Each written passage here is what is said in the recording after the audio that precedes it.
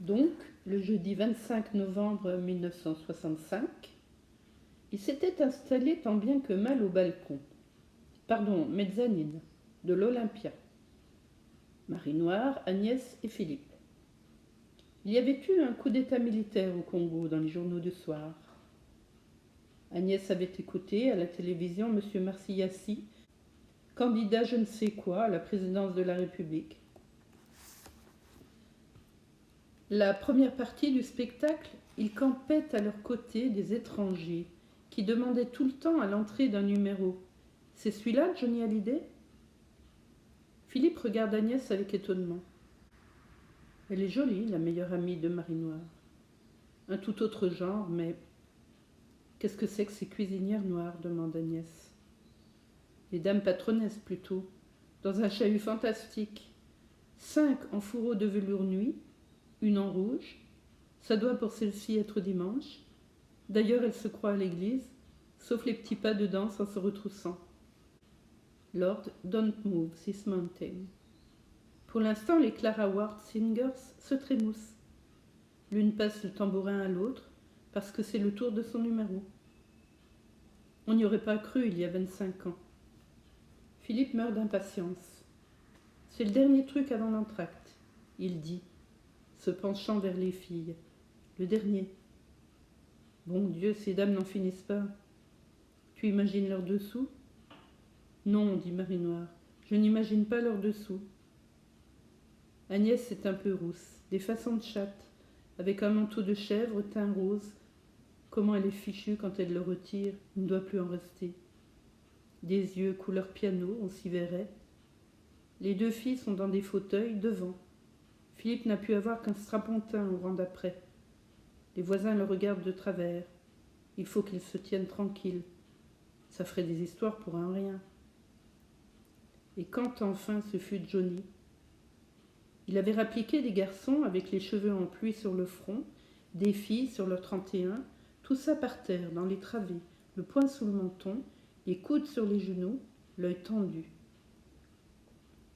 Sous la chape d'ombre et de sueur, dans la grande bagarre des guitares et des cuivres, le tapement des talons, l'oscillation des corps, une ville entière respire ou perd la respiration, scande des pieds, scande des mains frappées, comme si on avait entassé là-haut des virgules pour ponctuer chemin faisant le chant qui se déhanche, le saut à la corde de ce grand diable blond.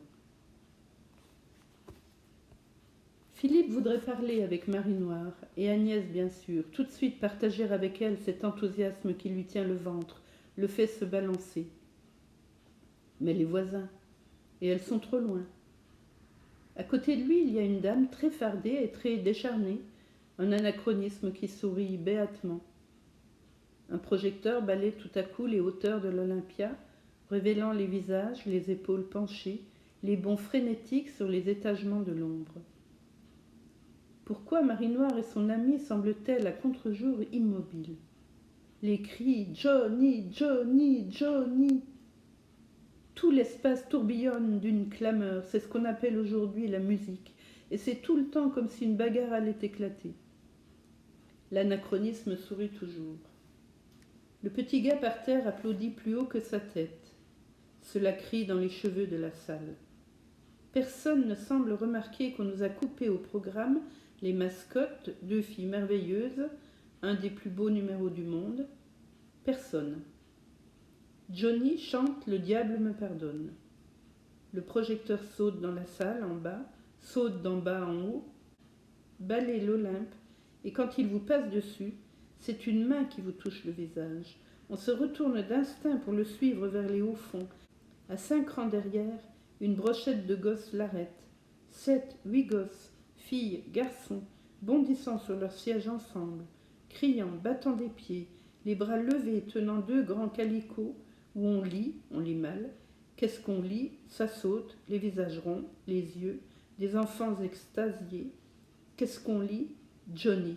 Johnny quoi ? Johnny le roi. Johnny le roi. Mais voyons, le spectacle est sur la scène. Le chant rugit, dans une coquille de musique, comme si les portes claquaient. Un tintamarre de mouvement, le fil des guitares pour sauter à la corde, le micro comme un aviron du tumulte dans les mains de l'athlète bondissant, le va-et-vient des jeunes mouches avec leurs instruments. Mais qu'est-ce que ça veut dire? Agnès, Marie-Noire, les filles qui ne battent pas des mains, leurs cheveux dans le jour de la scène. Est-ce que Johnny le roi, Marie-Noire, une chanson. Pour elle, les mots d'une chanson peuvent mieux que le projecteur balayer la salle et son cœur. Les mots répétés, pas besoin qu'on en change ces mots-là. Tu oublieras mon nom. Que lui fait le spectacle? Tu oublieras mon nom. Elle n'entend plus rien, le reste est silence. Le chahut, le tonnerre, les cris, tu oublieras mon nom. Cela suffit, cela mord, cela murmure, cela me mange la mémoire. Tu oublieras mon nom, tu oublieras. Il oubliera, il oubliera. Elle a oublié où nous sommes, Agnès, Philippe, le boucan, Johnny, la couleur de vivre. Et se demande, Périgueux, quelle couleur a Périgueux fin novembre? Marie-Noire cherche à s'imaginer Périgueux en couleur. Elle n'y a jamais été. Ce n'est pas qu'elle ait oublié sa couleur, elle n'y a jamais été. Comment sont les pierres, les maisons? Cela devait être le 26 ou le 27, le soleil de la fin novembre. Tu oublieras mon nom.